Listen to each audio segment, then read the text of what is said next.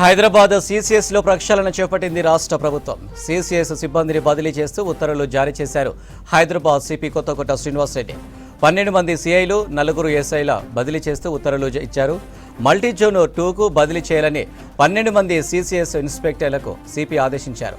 సీసీఎస్లో అవినీతి ఆరోపణలతో సిపి చర్యలు చేపట్టినట్లు తెలుస్తుంది. వెంటనే రిలీవ్ చేయాలని సీసీఎస్ డీసీపీకి ఆదేశాలు జారీ చేశారు. ఇప్పటికే ఏసీపీ ఉమామహేశ్వరరావు, సిఐ సుధాకర్ను ఏసీబీ అరెస్టు చేసింది. హైదరాబాద్ సీసీఎస్లో ప్రక్షాళన చేపట్టింది రాష్ట్ర ప్రభుత్వం. సీసీఎస్ సిబ్బందిని బదిలీ చేస్తూ ఉత్తర్వులు జారీ చేశారు హైదరాబాద్ సిపి కొత్తకోట శ్రీనివాసరెడ్డి. 12 మంది సీఐలు 4 ఎస్ఐలు బదిలీ చేస్తూ ఉత్తర్వులు ఇచ్చారు. మల్టీజోన్ 2కు బదిలీ చేయాలని 12 మంది సీసీఎస్ ఇన్స్పెక్టర్లకు సిపి ఆదేశించారు. సీసీఎస్లో అవినీతి ఆరోపణలతో సిపి చర్యలు చేపట్టినట్లు తెలుస్తుంది. వెంటనే రిలీవ్ చేయాలని సీసీఎస్ డీసీపీకి ఆదేశాలు జారీ చేశారు. ఇప్పటికే ఏసీపీ ఉమామహేశ్వరరావు, సిఐ సుధాకర్ను ఏసీబీ అరెస్టు చేసింది. హైదరాబాద్ సీసీఎస్లో ప్రక్షాళన చేపట్టింది రాష్ట్ర ప్రభుత్వం. సీసీఎస్ సిబ్బందిని బదిలీ చేస్తూ ఉత్తర్వులు జారీ చేశారు హైదరాబాద్ సిపి కొత్తకోట శ్రీనివాసరెడ్డి. 12 మంది సీఐలు 4 ఎస్ఐలు బదిలీ చేస్తూ ఉత్తర్వులు ఇచ్చారు. మల్టీజోన్ 2కు బదిలీ చేయాలని 12 మంది సీసీఎస్ ఇన్స్పెక్టర్లకు సిపి ఆదేశించారు.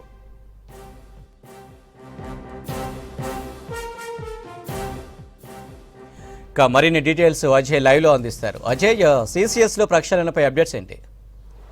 హైదరాబాద్ నగర పోలీస్ కమిషనరేట్ పరిధిలో ఉన్నటువంటి సీసీఎస్ ఒక విధంగా అవినీతికి కేర్ ఆఫ్ అడ్రస్గా మారిందనే ఆరోపణలు చాలా బలంగా వినిపిస్తున్నాయి. ఎందుకంటే ఇటీవల కాలంలో పరిణామాలను చూస్తుంటే పెద్ద ఎత్తున సీసీఎస్లో పనిచేస్తున్న అధికారులందరూ కూడా ఇటు అవినీతికి పాల్పడుతూ లంచాలు తీసుకుంటూ పట్టుబడుతున్న సిట్యువేషన్ వరుసగా అటు ఏసీపీ ఉమామహేశ్వరరావు, దాని తర్వాత నిన్నగాక మొన్న సిఐ సుధాకర్ ఏకంగా డబ్బులు తీసుకుంటూ రెడ్ హ్యాండెడ్గా ఏసీపీ అధికారులకి పట్టుబడ్డ పరిస్థితి. అయితే ముఖ్యంగా సీసీఎస్లో మొత్తము 100 కోట్లకు సంబంధించి 1000 కోట్లకు సంబంధించిన స్కామ్లు, అలాంటి కేసులు, ఎకనామిక్ ఎఫెన్సెస్ సంబంధించిన కేసులు మొత్తం కూడా సీసీఎస్ డీల్ చేస్తుంది. సో ఇలాంటి కేసెస్లో అధికారులు పెద్ద మొత్తంలో చేతులు తడిపితేనే అక్కడ పనిచేస్తున్నారనే ఆరోపణలు చాలా బలంగా వినబడుతున్న నేపథ్యంలో హైదరాబాద్ నగర పోలీస్ కమిషనర్ కొత్తకోట శ్రీనివాసరెడ్డి పూర్తి స్థాయిలో ఒక రిపోర్ట్ తీసుకున్న తర్వాత 12 మంది సీఐలని ఏదైతే ఇటు మల్టీజోన్ 2లో రిపోర్ట్ చేయాలి అంటూ కూడా ఉత్తర్వులు ప్రస్తుతానికి జారీ చేశారు. సో ఈ ప్రక్షాళనకు సంబంధించి పూర్తిగా ప్రస్తుతం డిపార్ట్మెంట్లో కూడా చర్చ జరుగుతుంది. ఎందుకంటే సీసీఎస్లో పనిచేస్తున్న ఉన్నత స్థాయి అధికారులు, ఇటు కింది స్థాయి సిబ్బంది కావచ్చు, లేకపోతే కింది స్థాయి అధికారులు, ఇటు ఏసీపీలు, సీఐలని బినామీలుగా పెట్టుకొని పెద్ద మొత్తంలో కూడా సంపాదిస్తున్నారు అనే ఆరోపణలు చాలా బలంగా వినబడుతున్నాయి. దానికి అనుగుణంగానే పూర్తిగా ఏసీపీ ఉమామహేశ్వరరావు కేసుని మనం ఒకసారి పరిశీలిస్తే ఇరు తెలుగు రాష్ట్రాల్లో కూడా సాహితీ ఇన్ఫ్రాకు సంబంధించి ఆ కేసు సంచలనంగా మారింది. అయితే సాహితీ ఇన్ఫ్రాకు సంబంధించిన కేసు విచారణకు సంబంధించి ప్రధానంగా విచారణ అధికారిగా ఏసీపీ ఉమామహేశ్వరరావు వివరించాడు. సో ఆ టైంలో ఇటు సాహితీ ఇన్ఫ్రాకు సంబంధించిన డైరెక్టర్లు అనుకోవచ్చు, వాళ్ళ నుండి పెద్ద మొత్తంలో కూడా బ్రైబ్ తీసుకున్నాడు అనే ప్రధానమైన ఆరోపణ. దాంతోపాటు కొందరు బాధితుల వద్ద కూడా పెద్ద మొత్తంలో డబ్బులు డిమాండ్ చేసి తీసుకొని ఆ కేసు సంబంధించి ఫైనల్గా ఒక కొలిక్కి వచ్చిన తర్వాత దాన్ని ఎక్కడికక్కడ క్లోజ్ చేస్తాము అనే డీల్ తోటి మొత్తం కూడా అధికారులు ఈ విధంగా బ్రైబ్ తీసుకుంటున్నారు అనేది పూర్తిగా సీసీఎస్లో నడుస్తున్న చర్చ. అయితే ఏసీపీ ఉమామహేశ్వరరావు విషయంలో పూర్తిగా ఇలీగల్గా డబ్బులు సంపాదిస్తున్నాడు, బ్రైబ్ తీసుకుంటున్నాడు, లంచం లేనిది పని చేయట్లేడు అనే ఆరోపణలు వచ్చిన తర్వాత అది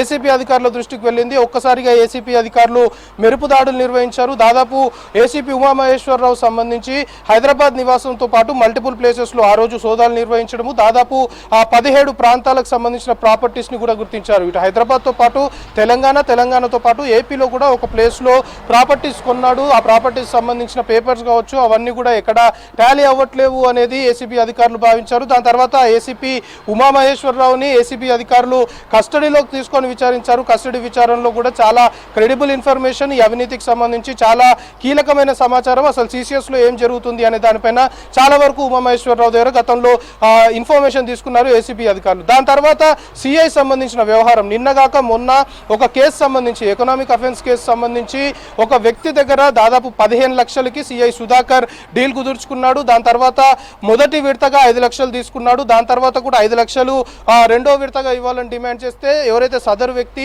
3 లక్షలు ఇస్తానని చెప్పిన క్రమంలో సిసిఎస్ ఆఫీస్ ఎదురుగా ఉన్నటువంటి పార్కింగ్ ప్లేస్లో తను ఒక బ్యాగ్ తీసుకొని వచ్చాడు సిఐ సుధాకర్. ఎందుకంటే ఆ డబ్బులు చేతితో తీసుకుంటే ఏసీబీ అధికారులు పట్టుకున్న తర్వాత అక్కడ పాజిటివ్ వస్తుంది అనే ఒక తెలివిగా చాకచక్యంగా వివరించబోయాడు. కానీ బ్యాగ్ తీసుకొని వచ్చాడు, పార్కింగ్ ప్లేస్లో తన కారు ఉంది, సిఐ సుధాకర్ది. కారు డోర్ ఓపెన్ చేసిన తర్వాత బ్యాగ్ జిప్ తీసి డబ్బులు అందులో పెట్టాలని చెప్పాడు. సో వ్యక్తి ఎవరైతే ఆల్రెడీ ఏసీబీ అధికారులను ఆశ్రయించాడు కాబట్టి డబ్బులు బ్యాగ్లో పెట్టిన తర్వాత ఏసీబీ అధికారులకు సిగ్నల్ ఇచ్చారు. వెంటనే ఏసీబీ అధికారులు అక్కడే ఆల్రెడీ నిఘా పెట్టి ఉన్నారు కాబట్టి ఏసీబీ అధికారులను గమనించిన సిఐ సుధాకర్ ఆ బ్యాగ్ అక్కడే విడిచిపెట్టి రోడ్లపైన పరుగులు పెట్టిన పరిస్థితి. అంటే ఒక పోలీసు వెంట మళ్ళీ ఒక పోలీసు పరుగులు పెట్టిన ఒక సీన్, అంటే చాలా ఇంట్రెస్టింగ్ సీన్ అనేది ఏసీబీకి సంబంధించిన చీఫ్ సివి ఆనంద్ కూడా ఒక పోస్ట్ పెట్టాడు, పోలీస్ రన్నింగ్ ఆఫ్టర్ పోలీస్ అంటూ. అంటే పోలీస్ సిసిఎస్ లో సిఐగా పనిచేస్తున్న వ్యక్తి ఏసీబీ అధికారులు తనని పట్టుకున్నారు అని గ్రహించి డబ్బుల్ని అక్కడ విడిచిపెట్టి రోడ్డు పైన పరిగెత్తుంటే ఇంకా ఏసీబీ అధికారులు కూడా అతన్ని వెంబడించి పట్టుకొని విచారించగా ఈ ఎంటైర్ ఇష్యూ మొత్తం తెరపైకి వచ్చింది. అయితే 15 లక్షల డీల్ సంబంధించి 5 లక్షల ముందు తీసుకున్నాడు, 3 లక్షలు తీసుకుంటున్న క్రమంలో ఏసీబీ అధికారులు రెడ్ హ్యాండెడ్ గా పట్టుకున్నారు. సో ఇటు ప్రస్తుతం అటు ఏసీపీ ఉమామహేశ్వర్ అరెస్ట్ తర్వాత ఇటు సిఐ సుధాకర్ అరెస్ట్. అంటే ఒక్కసారిగా సిసిఎస్ లో ఏం జరుగుతుంది, నెక్స్ట్ ఎవరిని ఏసీబీ అధికారులు పట్టుకోబోతున్నారు అనే ఒక చర్చ మాత్రం జోరుగా డిపార్ట్మెంట్ లో సాగుతుంది. ముఖ్యంగా ప్రజలకి సంబంధించి ప్రజా సంబంధాలు ఎక్కువగా ఉండే శాఖలపైన ఇటు కాంగ్రెస్ అధికారంలోకి వచ్చిన తర్వాత రేవంత్ రెడ్డి చాలా క్లియర్ గా ఎక్కడ ప్రజలకి ఇబ్బంది లేకుండా చూసుకోవాల్సిన అవసరం ఉంది. అధికారులు ఎక్కడ అవినీతికి పాల్పడ్డా ప్రజల సమస్యల దృష్ట్యా సమస్యలకు సంబంధించి కావచ్చు, లేకపోతే ప్రజలు తమ దృష్టికి తీసుకొచ్చిన ఏ దాన్నైనా లైట్ తీసుకుంటే ఖచ్చితంగా చర్యలు తీసుకుంటాము అని చెప్పిన క్రమంలో ప్రస్తుతం పోలీస్ శాఖకు సంబంధించి కూడా ప్రభుత్వం దృష్టి సారించినట్లయితే మనకి ఇన్ఫర్మేషన్ అందుతుంది. ముఖ్యంగా సిసిఎస్ సంబంధించిన విభాగంలో అవినీతి అధికారులు ఎక్కువైపోయారు. ఎందుకంటే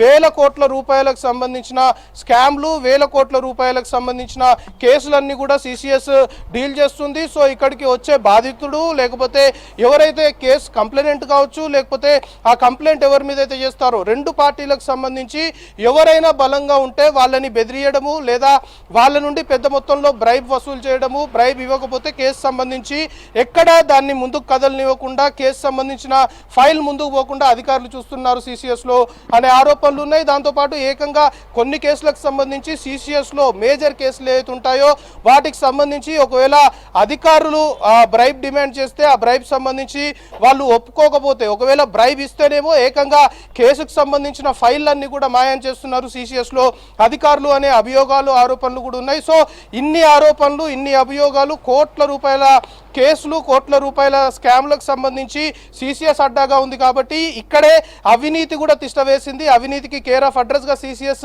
మారింది అనే ఆరోపణలు, అభియోగాలు చాలా బలంగా వినిపిస్తున్న నేపథ్యంలో హైదరాబాద్ నగర పోలీస్ కమిషనర్ కొత్తకోట శ్రీనివాస్ రెడ్డి దీనిపైన ఇటీవల కాలంలో జరుగుతున్న పరిణామాలన్నిటిపైన ఒక రిపోర్ట్ తీసుకున్నాడు. ఆ రిపోర్ట్ లో చాలా క్లియర్ గా సిసిఎస్ లో ఈ విధంగా అవినీతి అధికారులు ఎక్కువగా రెచ్చిపోతున్నారు అనే ఒక సమాచారము, అలాంటి రిపోర్ట్ కూడా సిపికి చేరిన నేపథ్యంలోనే ప్రక్షాళన జరిగింది అనేది మనకి ప్రస్తుతం అందుతున్న ఇన్ఫర్మేషన్. సో 12 మంది సిసిఎస్ లో పనిచేస్తున్న ఇన్స్పెక్టర్లని మల్టీ జోన్ 2కి రిపోర్ట్ చేయాలి అంటూ ప్రస్తుతము ఉత్తర్వులు జారీ చేశారు. ఇంకా సిసిఎస్ సంబంధించి ఎలాంటి ప్రక్షాళన జరగనుంది, ఇంకా ఏ అధికారిపై బదిలీ వేటు కావచ్చు లేకపోతే ఇతరేతర వేటు పడే అవకాశం ఉంది. దాంతోపాటు ఇంకా ఏసీపీ ఉమామహేశ్వరరావు, దాని తర్వాత సిఐ సుధాకర్, ఇంకా నెక్స్ట్ ఎవరు ఏసీపీ వలలో చిక్కుకొని ఉన్నారు సిసిఎస్ లో అనే చర్చ మాత్రం డిపార్ట్మెంట్ లో విస్తృతంగా జరుగుతున్న పరిస్థితి ప్రస్తుతం ఉంది అనిల్.